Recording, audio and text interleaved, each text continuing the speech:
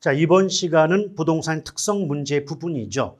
이미 알고 계시겠지만 부동산 특성 부분은 크게 자연적 특성과 인문적 특성 나누어지고요. 그중에서도 자연적 특성의 출제 비중이 압도적이죠. 또한 해마다 매년 빠지지 않고 특성을 물어보니까 정확한 학습이 필요하다라고 볼 수가 있겠습니다.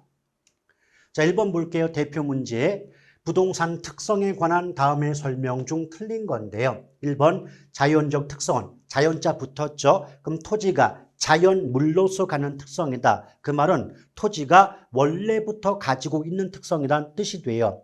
그래서 원래부터 가지고 있으니까 선천적이고 선천적인 건 고정돼서 변할 수가 없기 때문에 선천, 본질, 고정, 불변의 성격을 갖는다라고 합니다. 이에 비해서 어차피 자연의 반대가 인문이 되고 인문자가 나왔다는 건 인간과의 관계가 전제되어 있음을 알 수가 있죠. 그래서 인문적 특성은 토지가 인간과의 관계 속에서 나타난 특성으로서 자연의 반대가 인문이니까 선천의 반대 후천, 본질의 반대 비본질 또는 파생적, 그리고 고정의 반대 유동적, 또 가변의 반대, 불변의 반대, 가변적인 성격을 갖는다라고 볼 수가 있겠고요. 그 다음 2번 부동성 나왔죠. 그럼 부동성이란 말은 토지는 그 위치가 고정되어 있기 때문에 움직일 수 없다, 이동할 수 없다는 특성 맞지 않습니까? 그렇죠. 그래서 이 부동성 때문에 부동산 활동과 현상, 시장이 국지화되는 거예요. 일단 첫 번째 요령, 부동산 특성을 물어볼 때 문장 속에서 국지 이 말 나오면 이미 정답은 부동성으로 굳어져 있죠. 근데 국지라는 말은 다르게 바꾸면 지역화된다는 말과 같습니다. 그래서 부동산 시장이 국지적 시장이 된다 이 말과 부동산 시장이 지역적 시장이 된다 이 말은 같은 말로 보시면 되겠고요. 더불어 임장활동, 정보활동 아주 전형적이고 대표적인 부동산과 관련된 표현이에요. 자, 그래서 2번은 맞는 말이고요. 일단은 부동성 나왔으니까 가볍게 좀 정리 좀 하고 넘어갑니다. 자, 부동성은 다른 말로 비이동성 또는 위치의 고정성 이렇게 말을 바꿀 수 있는 거 맞죠? 근데 아니 불자 움직일 동이란 말이죠. 그럼 일단 부동성은 동산과 부동산을 구별하는 기준 근거 또는 기준이 된다라고 보시면 돼요. 그래서 동산과 부동산의 구별 근거나 기준이 되겠죠. 더불어 동산과 부동산의 공시수단, 동산과 부동산의 공시수단이 다르게 되는 이유도 바로 부동성 때문이라고 보시면 됩니다. 또 부동성 때문에 토지는 지역 간 이동이 불가능하죠. 지역 간 이동이 불가능하니까 토지가 있는 현장까지 사람이 이동할 수밖에 없습니다. 그러므로 토지는 견본을 제시하거나 진열이 불가능하죠. 그래서 땅이 있는 현장까지 사람이 이동해야 되기 때문에 임장 활동이 요구되고요. 또한 토지를 둘러보면서 토지와 관련된 각종 정보를 수집하므로 정보 활동이 요구된다. 이렇게 말이 나올 수가 있습니다. 또한 지역 간 이동이 불가능하다 보니까 부동산 시장이 국지화되겠죠. 근데 시장 말고 부동산 활동 현상이 나와도 어차피 국지라는 말이 붙게 되면 모두 부동성을 답으로 하시면 돼요. 또한 위치의 고정성 때문에 토지는 숨길 수가 없죠. 은폐할 수가 없다 보니까 부동산 조세 수입의 근원이 됩니다. 지방자치단체, 지자체 입장에서 조세 수입의 근원이 되는 특성도 부동성 때문이다라고 보시면 되겠고요. 또 위치가 고정되어 있다 보니까 외부 환경에 영향을 받을 수밖에 없습니다. 그래서 외부 효과가 발생하게 되고요. 또 감정평가 시 지역 분석이 필요한 이유도 바로 부동성과 관계가 있다. 이 정도 가볍게 정리해 주시면 되겠네요. 자, 그 다음은 3번 볼게요. 부증성 나왔죠. 부증성은 토지는 자연물이다. 그러니까 인간이 비용을 투입해서 생산해낼 수가 없으니까 토지의 양을 증가시킬 수 없다는 특성을 부증성이라고 배웠던 기억 있지 않습니까? 그렇죠? 그래서 부증성 때문에 토지에는 소모를 전제로 하는 재생산 이론 및 감가상각 이론의 적용이 배제된다. 이 말은 부증성이 아니에요. 영속성이죠. 소모를 전제로 하는 재생산 이론이 적용되지 않는다는 건 없어지지 않는 거예요. 없어지지 않으니까 재생산, 다시 만들 필요가 없는 거죠. 그럼 왜 없어지지 않는다? 영속적이니까. 그래서 영속성이지 부증성이 아니겠죠. 그렇다면 이제 부증성 나왔으니까 또 가볍게 정리도 하고 넘어갈게요. 자, 부증성은 다른 말로 비생산성이라고도 하죠. 그럼 토지는 생산이 안 돼요. 자, 생산이 안 된다. 이 말을 뭐라고 하냐면 물리적 공급이 불가능하다 그래요. 자, 물리적 공급이 불가능하다. 그 결과 토지의 물리적 공급 곡선은 수직선의 모습 보이고요. 공급 곡선이 수직선이다 보니까 양의 변화가 없기 때문에 완전 비탄력적이라는 말이 나오게 됩니다. 근데 한 가지 조심할 건 토지의 공급은 물리적 공급 이외에 용도의 전환을 통한 용도적 공급도 있거든요. 이때 용도적 공급은 다른 말로 경제적 공급이라고도 하죠. 근데 용도적 공급은 가능해요. 무슨 성 때문에? 용도의 다양성 때문에. 용도의 다양성 때문에 용도적 공급은 가능하다. 차이점 구분하셔야 되겠고요. 그래서 어떤 산지를 개간하거나 공유수면을 매립하거나 간척 사업을 통해서 택지 면적을 확대한다면 이것은 용도를 바꿔서 공급한 것에 불과하기 때문에 부증성 이론의 예외가 될 수 없다는 점을 함께 기억하실 필요가 있는 거예요. 또 부증성 때문에 우리 가면가속 땅이 남아돌겠죠? 왜 생산이 안 돼요? 그럼 토지가 부족하고요. 부족한 땅값이 너무 높게 올라가는 집가구의 문제가 발생하고 집가구의 문제 때문에 투기의 문제까지 발생하죠. 다시 말하면 부증성은 각종 부동산 문제 발생의 근원이 되죠. 그래서 부동산과 관련된 여러 가지 문제 발생의 근원이 바로 부증성이다. 이렇게 정리해 볼 수도 있어요. 더불어 가격이 변화할 때 수요는 바로 변동하겠지만 부증성 때문에 바로바로 생산 공급이 안 되다 보니까 그만큼 어떻게 돼요? 균형 가격의 성립이 어려워지죠. 자, 균형 가격의 성립이 곤란하다, 형성이 곤란하다 이런 식의 말 나오면 벌써 균형 가격 이 말 나오는 그 순간 정답은 부증성이라고 보셔도 크게 지장은 없을 거라고 보여지고요. 또 부증성 때문에 토지의 가치가 형성되기 때문에 지대 또는 지가가 발생합니다. 지대 또는 지가가 발생하게 되고요. 또 부족한 땅을, 자, 부족해지죠? 부족한 땅을 서로 수요자끼리 갖고자 경쟁합니다. 그래서 수요자 경쟁이 발생하다 보니까 결과적으로 부동산 가격 역시도 성격상 수요자 경쟁 가격의 성격을 갖는다라고 볼 수가 있을 겁니다. 아시겠죠? 또 이렇게 땅이 부족하면 땅값 올라가겠죠? 그럼 땅값이 올라가면 땅값과 집약도가 쌍둥이 같은 방향이 되기 때문에 땅값 올라가면 집약도가 커져요. 근데 집약도가 큰 경우를 집약적이라고 하거든요. 그래서 토지 이용이 집약화된다 또는 집약적 이용이 이루어진다. 이렇게 집약이란 말이 나오는 그 순간 이미 정답은 부증성이라고 보셔도 지장 없겠습니다.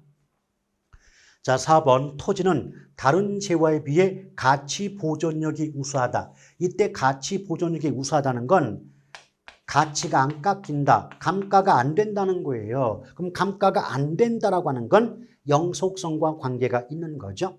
그래서 이런 부동산 특성 중 영속성에 기인한다. 맞고요. 5번 인접성 때문에 인접지, 이웃한 토지와의 협동적 이용, 어울리는 이용이 요구되고요. 정의 외부 효과 발생 시 개발 이익, 환수 논리의 주장 근거가 되는 게 인접성이에요. 그래서 인접성은 거의 시험에 나오지 않는 거니까 어떻게만 기억한다? 인접성은 앞에 보셨던 부동산과 더불어 외부 효과 지역 분석의 근거가 된다는 정도로만 익혀두시면 되겠네요. 근데 여기 지금 4번에 영속성 나왔거든요. 그럼 영속성도 가볍게 한번 정리해 본다면 영속성 때문에 토지는 물리적인 감가가 배제돼요. 즉 물리적으로 감가가 안 되죠. 즉 토지는 아무리 오랜 시간이 흘러도 파괴되거나 훼손되지 않기 때문에 물리적인 면에서 가치가 안 깎인다고 보거든요. 이걸 넓게 보면 그래서 원칙적으로 토지에는 감가상각 이론이 배제된다, 적용되지 않는다 이렇게 말이 나오게 되는 겁니다. 아시겠죠? 근데 조심할 건 영속성 때문에 물리적 감가는 배제가 되겠지만 그러나 토지에도 경제적인 감가는 인정이 된다는 차이점 구분하셔야 돼요. 또 영속성 때문에 토지는 가치가 안 깎이니까 뭐죠? 가치 보존력이 우수하다 그래요. 그럼 가치 보존력이 우수하니까 투자의 대상으로 선호된다 이렇게 말이 붙게 되고요. 또 영속성 때문에 땅을 남한테 빌려준다 한들 땅이 없어지거나 파괴 훼손되지 않기 때문에 소유이익과 사용이익의 분리가 가능하게 되어 분리가 가능하니까 결과적으로 임대차 시장이 발달하게 된다라고 말이 나올 것이고 더불어 가치가 깎이지 않으니까 수명이 길거든요. 수명이 길기 때문에 과거나 현재뿐 아니라 미래까지 고려해서 장기적인 배려하에 부동산 활동이 결정이 되는 거죠. 그래서 미래까지 고려한다. 미래까지 고려하니까 부동산 가격 원칙 중 예측 원칙의 근거가 되고 수익환원법 중 직접환원법의 근거가 되는 게 바로 영속성이고요. 또 수명이 길기 때문에 관리를 잘 해야 되겠죠. 그래서 관리의 의의가 크다. 관리의 의의 이런 식의 말 나오는 그 순간 특성은 영속성을 답으로 하시면 어렵지 않게 정답을 구할 수 있지 않을까 생각이 됩니다.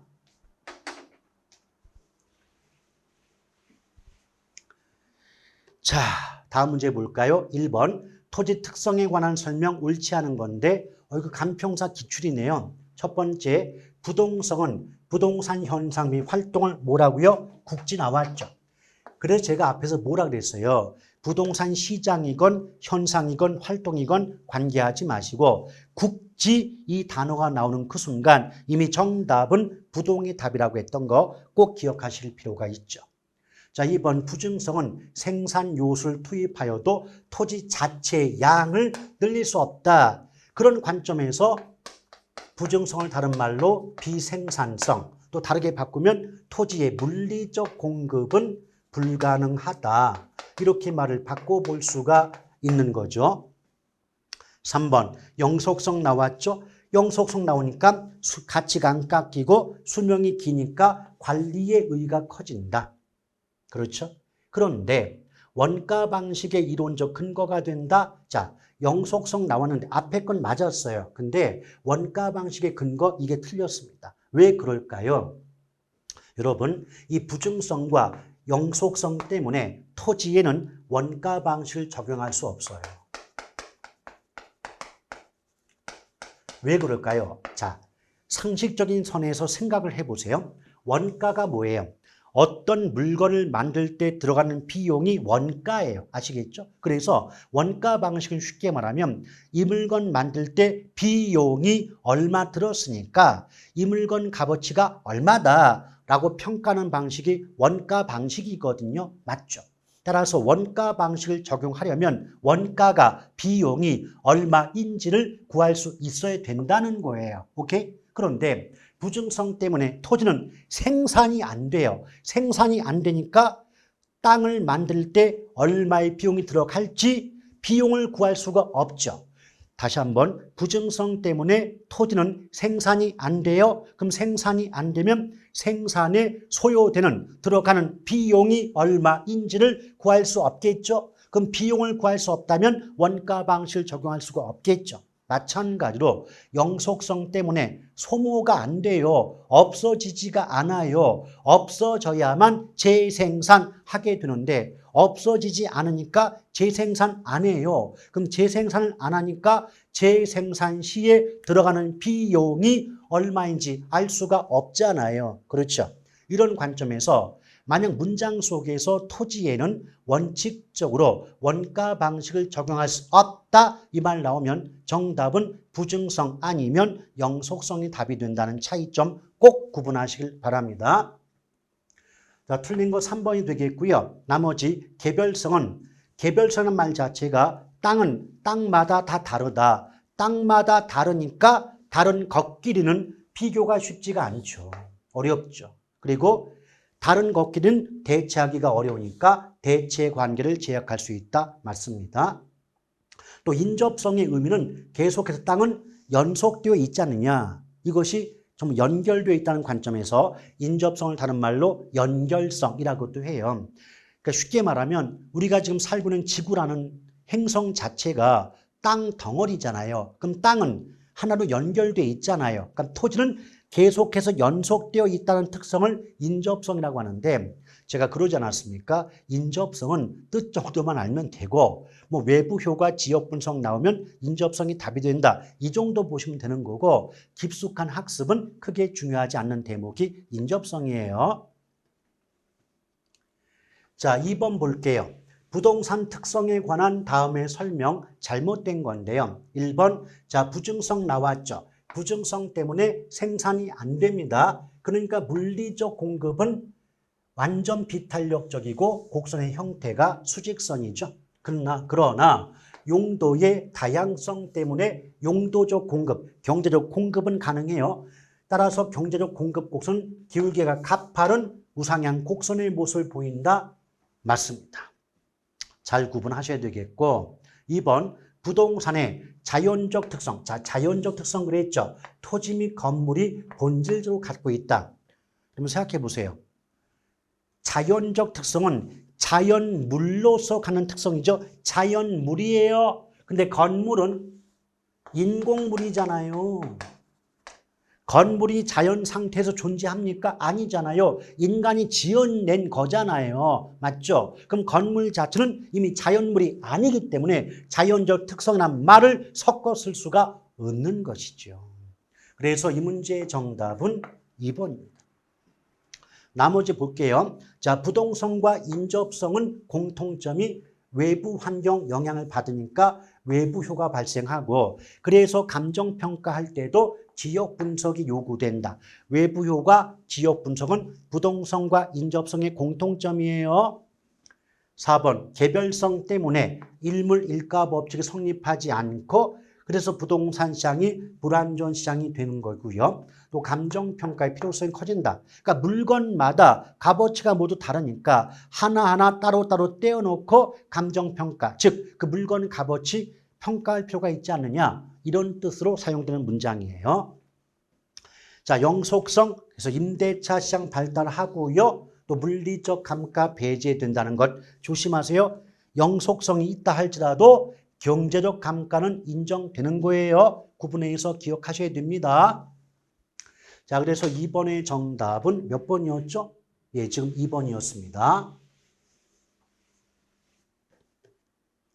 자, 3번 볼게요. 토지 특성에 관한 설명 틀린 건데 1번 영속성 나왔죠? 그럼 토지는 원칙적으로 감가상각 이론의 적용이 배제된다. 맞죠? 자, 영속성 때문에 원칙적으로 감가상각 이론 적용되지 않습니다.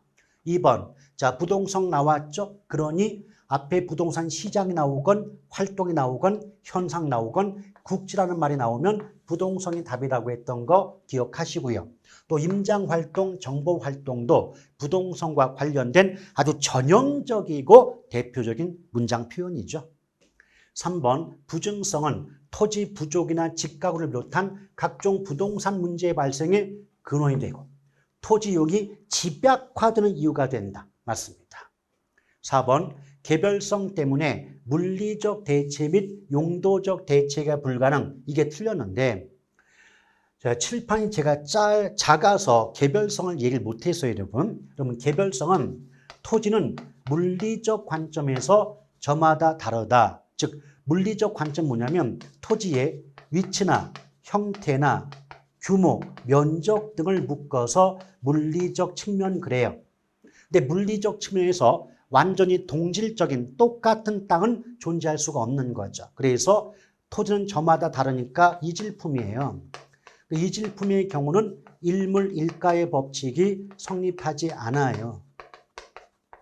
근데 일물일가의 법칙은 완전 경쟁 시장의 성립 조건에 해당이 되기 때문에 이 법칙이 성립이 안 된다는 건 그 시장이 불완전 시장이 된다는 걸 얘기하고 있죠. 그래서 결과적으로 부동산 시장이 불완전 시장화된다라고 볼 수가 있고요.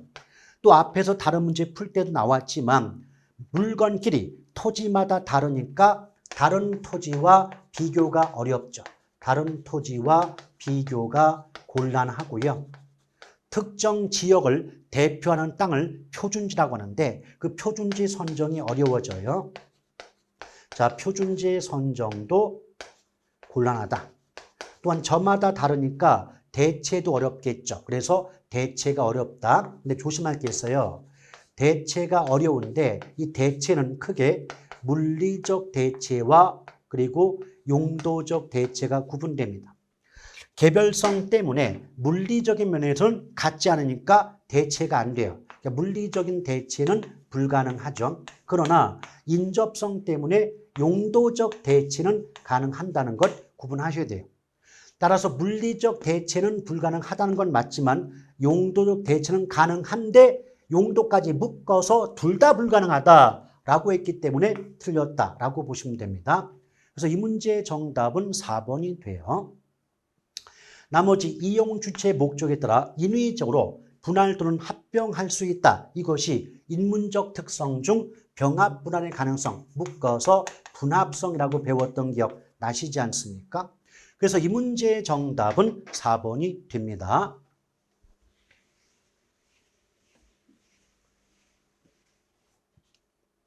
자, 4번. 부동산의 자연적 특성 중 부증성에 관한 설명 틀린 건데 1번. 토지에 물리적 공급이 불가능하죠. 그래서 물리적 공급 곳은 수직선이고 완전 비탄력적이라고 이미 앞에서 제가 써놨습니다.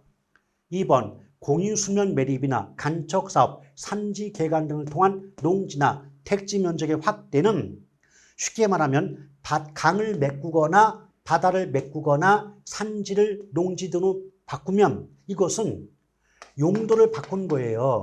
용도를 바꿔서 농지나 택지의 면적이 확대가 된 거죠. 다시 말하면 토지의 양 자체가 늘어난 것은 아니지 않느냐. 그렇기 때문에 얘는 용도의 전환을 통한 용도적 공급 또는 경제적 공급에 불과하기 때문에 양 자체가 증가한 것이 아니니까 부증성의 예외가 아니지 않느냐는 관점에서 2번은 맞는 문장이에요.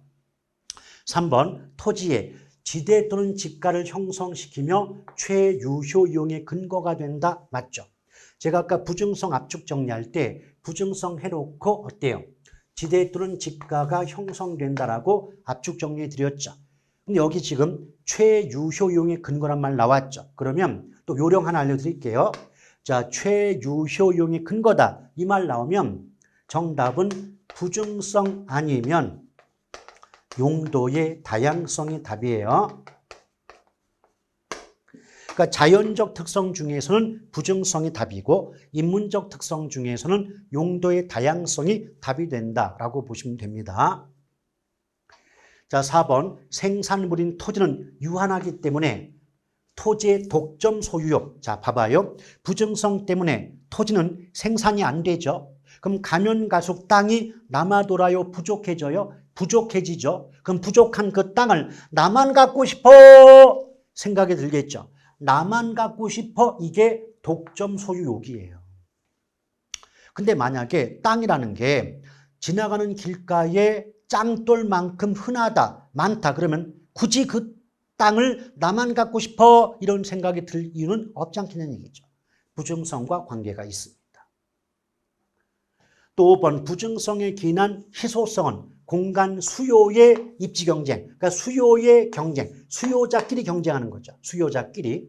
그럼 수요자끼리 경쟁하니까 그 결과 부동산 가격은 수요자 경쟁 가격의 성격을 갖는다. 제가 부증성 할 때도 뭐죠?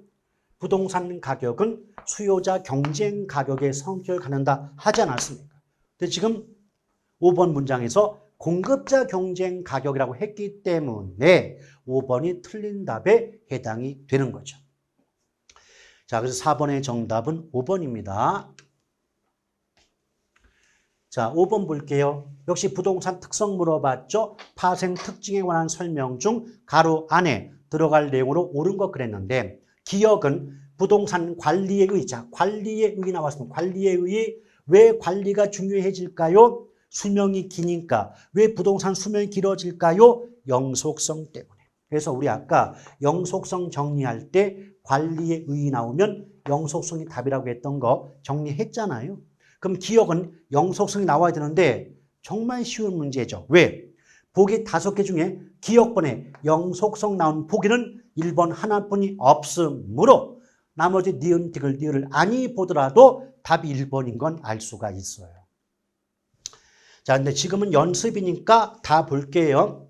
니은 했는데 지대 또는 지가가 발생한다. 토지 공개념 도입의 근거다. 벌써 지대 또는 지가 나오는 그 순간 부증성이죠. 부증성. 또 디귿, 중앙정부와 지자체별로 상이한 규제와 통제를 받는다. 왜 중앙정부와 지자체별로 규제가 달라질까? 부동산 시장이 국지적 시장이니까, 지역적 시장이니까 지역마다 달라지는 거죠. 그럼 국지적 시장과 연결되는 부동산 특성은 부동성인 거죠. 그럼 디귿번은 부동성이고. 또 리을번, 표준지 선정이 어렵고요. 모든 토지에 공통적으로 적용할 수 있는 원리나 이론의 도출이 어렵다는 건 모든 토지에 공통적으로 적용할 수가 없다. 그 말은 땅마다 다르기 때문이죠. 땅마다 달라진다, 다르다. 그런 특성, 무슨 성? 개별성이죠. 그러므로 이 문제의 정답은 1번이 되는 겁니다. 자, 그 다음 문제 볼게요. 6번입니다. 부동산의 자연적 특성과 파생 특징의 연결이 옳지 못한 것 그랬는데요. 1번 부동성. 자, 부동성 나오니까 부동산 시장이 지역적, 국지적 시장이 된다. 맞고요. 2번 영속성. 수익 환원 방법 중 직선법, 직접법. 정확히 말하면 직접환원법이지만 줄여서 직접법의 근거지 직선법의 근거가 아니에요. 제가 영속성 정리할 때 뭐라 그랬어요? 자, 이건 미래까지 고려하기 때문에 직접환원법의 근거라고 했죠. 직접법이지 직선법이 아니에요. 참고로 얘기를 든다면 직선법은 수익환원법 중 직선법은 건물에 적용하는 거예요. 건물에. 감가상각 자산에 적용하는 방법이 직선법이에요. 근데 토지는 영속성 때문에 가치가 안 깎이므로 직선법이 아니라 직접법 또는 직접환원법의 근거라고 적어 나와야 됩니다. 그래서 지금 2번이 틀린 답이고요. 나머지 볼게요. 부증성 나왔죠? 그러니 물리적 공급이 불가능하니까 물리적 공급 곡선이 수직이 되고 그래서 가격 상승에 대응한 공급 탄력성이 완전 비탄력이 된다. 맞죠? 이 말이 뭐냐면 여러분 공급 법칙 아시죠? 공급 법칙이 뭐예요? 어떤 물건의 가격이 올라가면 이익이 늘어나니까 공급량이 증가한다. 즉 가격과 공급량이 같은 방향으로 바뀐다는 게 공급 법칙 아닙니까? 맞죠? 그런데 토지는 부증성 때문에 생산이 안 되니까 땅값이 올라가더라도 토지의 공급량이 증가하지 않게 되는 거죠. 그래서 가격 상승, 땅값이 올라가더라도 물리적 공급이 완전 비탄력적이다. 그 말은 땅값 올라가도 토지의 물리적 공급량은 변화하지 않는다. 증가하지 않는다. 이런 의미가 되기 때문에 3번은 맞는 말이에요. 4번 개별성. 개별성 때문에 가격이 됐건 수익이 됐건 활동이 됐건 현상이 됐건 개별이란 말이 붙는 순간에 이미 정답은 개별성이고요. 또 아까 언급했지만 토지마다 다르니까 토지는 동질품이 아니라 이질품이 되기 때문에 이질적 제거하고 이질품의 경우는 일물일가의 법칙이 성립하지 않아요. 그 결과 부동산 시장은 불완전 시장화 된다라고 들었던 기억이 있지 않습니까? 맞죠? 5번 영속성. 소모가 안 된다. 비소모적 재화다. 그러니 가격이 떨어지더라도 원래 공급 법칙상 가격이 떨어지면 팔았을 때 얻는 이익이 줄기 때문에 공급이 줄어야 정상인데 땅은 영속성 때문에 땅값이 떨어지더라도 양 자체가 감소하지 않지 않느냐, 줄어들지 않지 않느냐, 이것을 가격 하락에 대한 물리적 공급 감소가 완전 비탄력, 즉 물리적 공급, 토지의 양 자체가 전혀 줄어들지 않는다는 의미를 담고 있는 거죠. 그래서 5번도 맞는 말이에요. 그러므로 이 문제의 정답은 2번이 됩니다. 자, 7번 볼게요. 부동산은 다른 재화와 구별되는 독특한 특성이 있다. 틀린 걸 골라봐라. 이쯤 되면 지겨워요. 1번 부동성 나왔죠? 그러니까 지방자치단체의 조세 수입의 근원이다. 왜? 부동성 때문에 땅은 은폐, 숨길 수가 없거든요. 숨길 수가 없으니까 어떻게 돼요?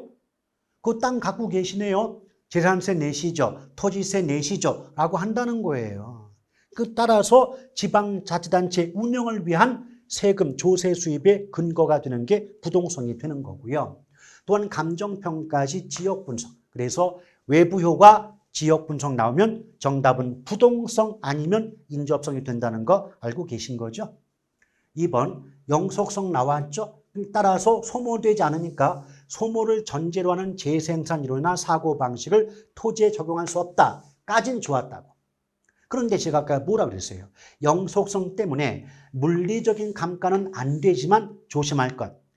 경제적 감가는 인정된다 그랬어요. 그래서 물리적 감가는 배제가 되지만 경제적 감가는 발생한다, 인정한다고 해야 되는데 물리와 더불어 경제까지 묶어서 배제된다 했으니까 이게 잘못된 거죠. 그러므로 7번의 정답은 2번입니다. 나머지 3번 위치의 고정성. 그 위치의 고정성이 부동성이에요. 자, 이 부동성 때문에 주변에서 일어나는 환경 조건의 변화가 부동산 가격에 영향을 주는 외부 효과가 발생한다. 그렇죠? 외부 효과 지역 분석은 부동성이 답이라는 것 몇 번에 걸쳐서 반복하고 있지 않습니까? 자, 4번 부증성 나왔죠? 그러니까 공간 수요에 수요자끼리 경쟁이 발생하고요. 그래서 이는 땅이 부족해지니까 집가 상승의 문제를 유발하기도 하겠죠. 왜 수요자끼리 땅을 차지하고자 경쟁할까요? 생산이 안 되니까. 땅이 부족하니까. 부족한 땅을 수요자끼리 차지하려고 경쟁하고요. 수요자 경쟁의 결과 땅값은 올라갈 수밖에 없지 않습니까? 맞죠? 자, 5번 개별성 때문에 특정 부동산에 대한 시장 정보의 수집이 어렵고 거래 비용이 높아질 수 있다 맞는데 이것은 이 부분 시장 정보의 수집이 어렵고 비용이 높아질 수 있다 이 부분이 부동산 시장의 특성 관련해서 부동산 시장의 특성과 관련해서 기억나십니까? 거래의 비공개성. 자, 부동산 시장은 거래 정보가 외부에 공개되지 않는 특성을 가지고 있다 보니까 그만큼 정보의 수집이 어렵고 정보 수집 비용이 많이 든다라고 배웠던 적 있잖아요. 그렇죠? 근데 그때 제가 뭐라고 알려드렸어요? 시장 특성 중 B자 돌림, 거래의 비공개성, 상품의 비표준화성, 시장의 비조직화성, 이 B자 돌림은 자연적 특성 중 개별성과 관계가 있다고 했던 거 기억하고 계셔야 되는 겁니다. 아시겠죠? 그래서 어찌됐든 이 문제의 정답은 2번이었다. 자, 8번 볼게요. 토지의 자연적, 인문적 특성에 관한 설명 중 자, 옳은 거에 옳은 거 1번 부증성은 토지의 경제적 공급을 완전 비탄력적으로 만든다. 자, 부증성 때문에 토지의 물리적 공급이 불가능해서 물리적 공급이 완전 비탄력이고 경제적 공급, 즉 용도적 공급은 가능하다고 배워보셨잖아요. 맞죠? 그래서 경제적 공급이 아니라 물리적 공급이 완전 비탄력이지 경제적 공급은 가능하다라고 기억하셔야 됩니다. 1번 틀렸고요. 2번 토지의 공공성, 토지의 사회 공공성 때문에 정부가 시장에 개입하는 근거가 돼요. 그럼 정부의 시장 개입의 명분이 강화되는 거지 약화될 이유가 없는 거죠.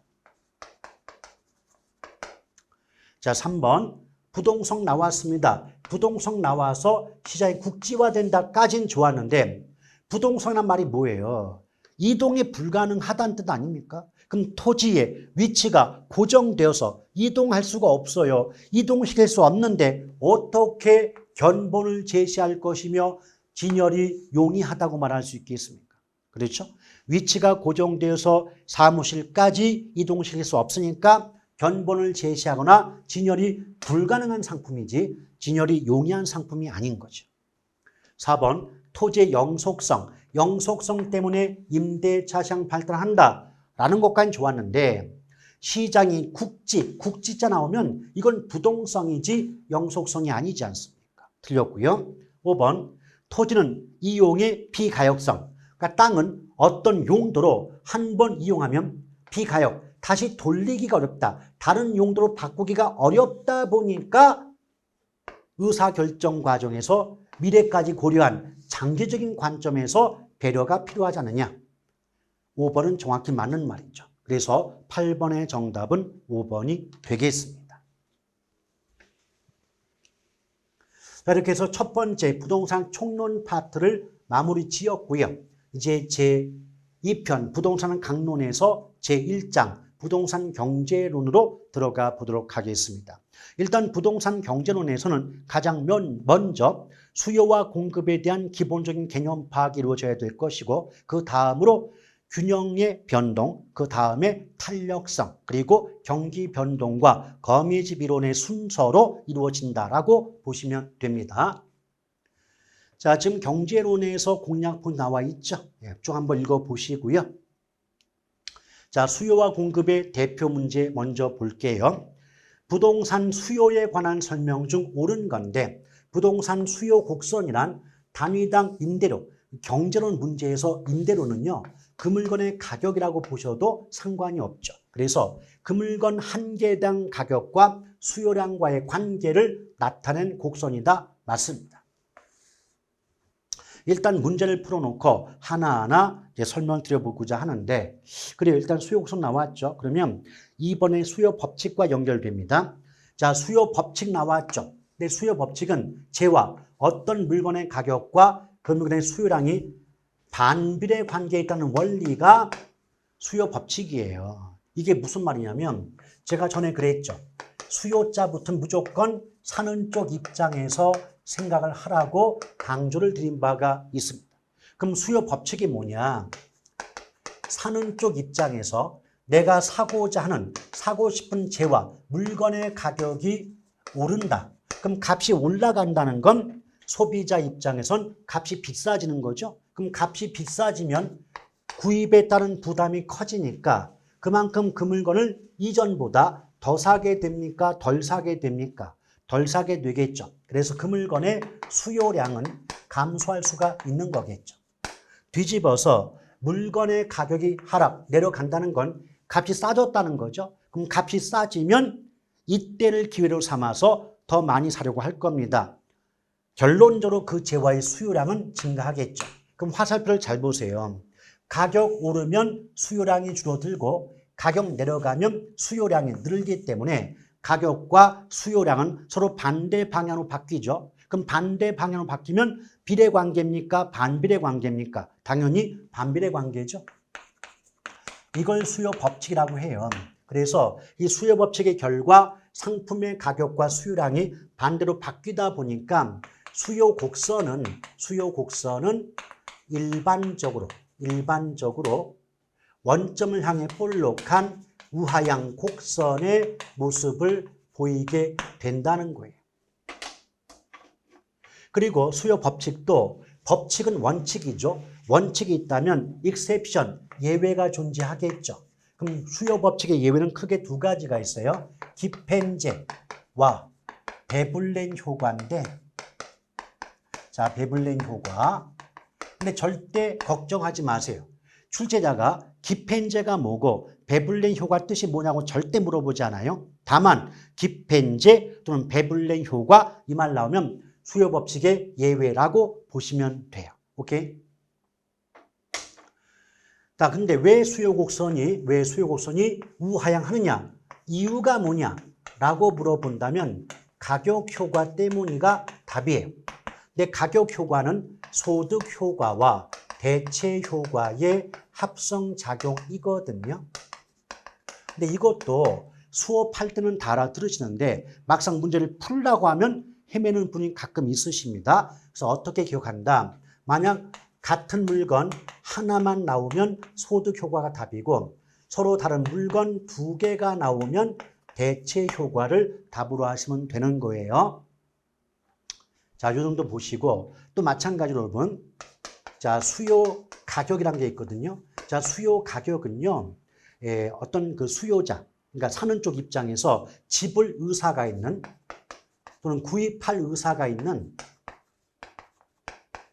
최고한의 가격 또는 최대한의 가격을 우린 수요 가격이다 이렇게 볼 수가 있겠고요.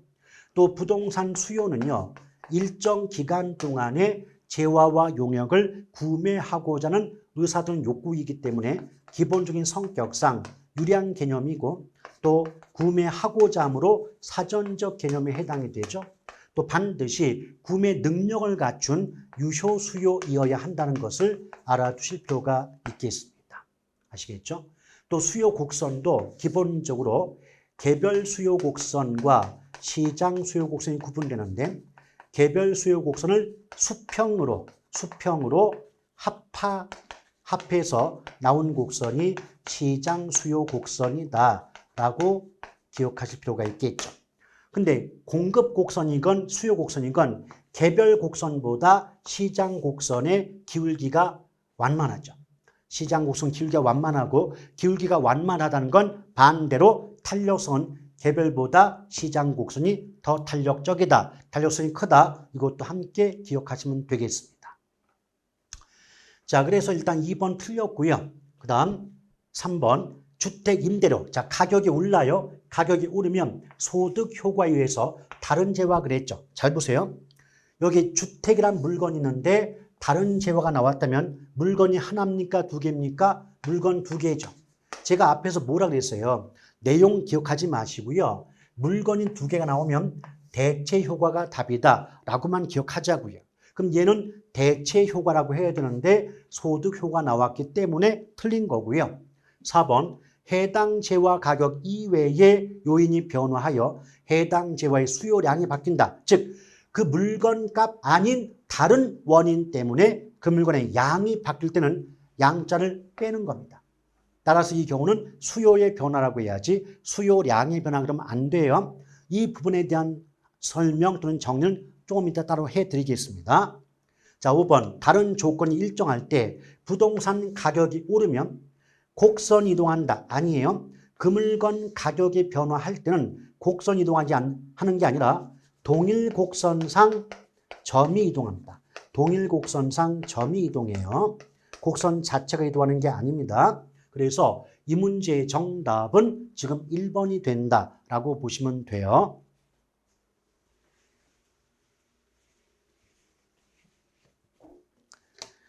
자, 1번 볼게요.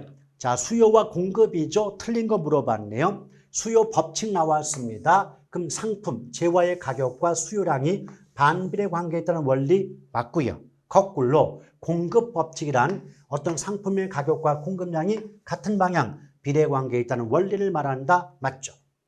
그럼 여러분 생각해 봐요. 지금 공급 법칙이 나왔잖아요. 그렇죠? 그럼 공급자가 나왔다는 건 무조건 파는 쪽 입장. 파는 쪽 입장에서 생각을 해달라는 얘기죠. 파는 쪽 입장에서. 그럼 파는 쪽 입장에서 내가 팔고자 하는 물건의 가격이 오른다면 팔았을 때 이익이 많아지니까 더 팔게 되므로 공급량은 증가하게 되겠죠. 반대로 내가 팔고자 하는 물건의 가격이 내려간다면 판매할 때 얻는 이익이 줄어드니까 덜 팔게 되므로 공급량은 감소하는 거죠. 그럼 화살표를 잘 보시면 가격이 오르면 공급량 늘고 가격 내리면 공급량 줄어드니까 가격과 공급량이 같은 방향이죠. 그럼 비례, 반비례, 비례. 이런 이유 때문에 공급 곡선은 일반적으로 우상향 곡선의 모습을 보이게 된다라고 보시면 됩니다. 그러니까 지금 2번의 경우 일반적으로 수요 곡선은 우하향, 공급 곡선은 우상향의 모습을 보인다. 맞고요. 3번 소득 효과란 해당 재화의 가격 변화가 실제 소득의 변화를 유발하여 해당 재화의 수요량이 변화하는 효과를 말한다. 맞죠? 일단 소득 효과 나올 때 물건이 그 물건 하나뿐이 없어요. 해당 재화 하나뿐이 없으니까 소득 효과 맞죠? 근데 이게 어떤 경우냐면 예컨대 여기 아파트가 있어요. 그럼 아파트의 가격이 오른다. 근데 가격이 오른 만큼 부담이 커져요. 소비자 입장에선 값이 오른 만큼 구입 부담이 커지죠. 그럼 부담이 커진다는 것을 실질적인 소득이 줄어든다라고 말하고 있죠. 실질 소득이 감소하지 않느냐. 그 결과 아파트의 수요량이 줄어들게 되는 거죠. 그래서 보세요. 일단 가운데 말 없다고 볼 때 가격 오르면 수요량이 줄어드니까 가격과 수요량이 반비례 수요 법칙이 작용하고 있음을 알 수는 있죠. 그런데 그 과정 속에서 가격의 변화는 수요자 입장에서 실질적인 소득의 변화를 가져오고 그 결과 수요량의 변화가 발생하니까 이런 경우를 소득 효과라 한다라고 하는 거예요. 4번 수요 함수는 가격에 대한 증가 함수 틀렸죠. 조금 아까 수요 법칙이 가격과 수요량이 반대로 바뀐다 그랬잖아요. 그렇죠? 그래서 수요 함수는 가격에 대한 감소 함수고 또 공급 법칙상 가격과 공급량이 같은 방향이 되기 때문에 공급 함수는 가격에 대한 증가 함수에 관계에 있다라고 보시면 됩니다. 그래서 이 문제의 정답은 4번이 되죠. 5번 수요 곡선 아까 얘기했죠. 수요 곡선이 왜 우하향하냐라고 물어본다면 대체 효과와 소득 효과를 결합한 가격 효과 때문이다가 답이 된다라고 이미 제가 압축해서 정리를 해 놓았습니다. 왜 수요 곡선이 우하향하냐고 물어본다면 가격 효과 때문이라고 말하겠어요. 아시겠죠? 그래서 이 문제의 정답은 4번이 됩니다. 자, 그 다음 2번을 보면 역시 부동산의 수요와 공급에 대한 설명으로 틀린 거 물어봤거든요. 자, 가격이 올랐습니다.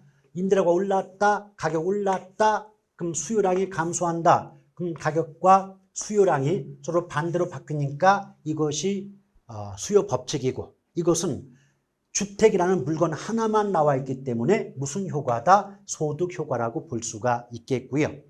그 다음 2번 소득의 증가라는 이유 때문에 곡선 자체가 이동할 때는 양자를 빼기 때문에 수요의 변화다. 맞죠?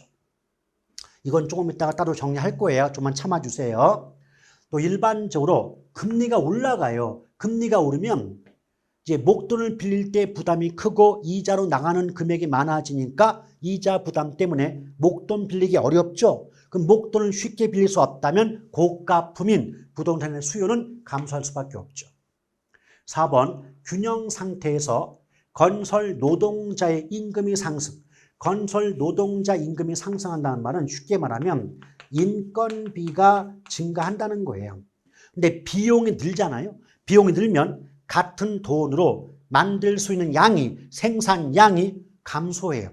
그 결과 공급량은 감소하기 때문에 공급이 감소합니다. 그럼 공급이 감소한다는 것은 우리말로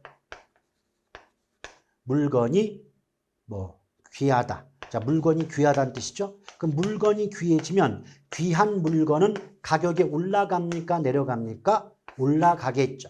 그래서 이건 공급의 감소 시 균형 가격은 상승한다고 해야 되는데 하락한다고 하였기 때문에 4번이 틀린 답이에요. 5번 주택의 수요는 유효 수요층을 대상하는 경제적 개념이고 주택 수요 이거 오타가 하나 났는데 주택의 니드는 주택의 소요의 소요. 그러니까 첫 번째는 주택의 수요가 맞고요. 두 번째 줄은 주택의 수요가 아니라 주택의 소요. 수를 소. 한 글자 바꿔주시면 되겠습니다. 이게 편집 과정에서 뭔가 이제 오류가 발생한 것 같아요. 원문을 제가 봤는데 원문에는 소요라고 써 있거든요. 그래서 주택의 수요는 디맨드고 소요가 니드다라고 보시면 됩니다. 그래서 어떻게만 구분하는데요. 일단 5번은 맞는 말이에요. 단순히 오타만. 주택 수요를 소요, 수를 소. 한 글자 바꿔만 주면 나머지는 모두 맞아요. 그래서 일단 주택의 수요는 경제적 개념이고 유효 수요층이 대상인 반면 소요는 정책적 개념으로서 저소득층이 대상이 된다. 이런 차이점 정도만 구분하셔도 충분하게 답을 구할 수가 있겠습니다. 자, 그래서 이 문제의 정답은 4번이 되는군요. 자, 여기까지 보시고 다음 문제부터는 다음 시간으로 이어가도록 하겠습니다.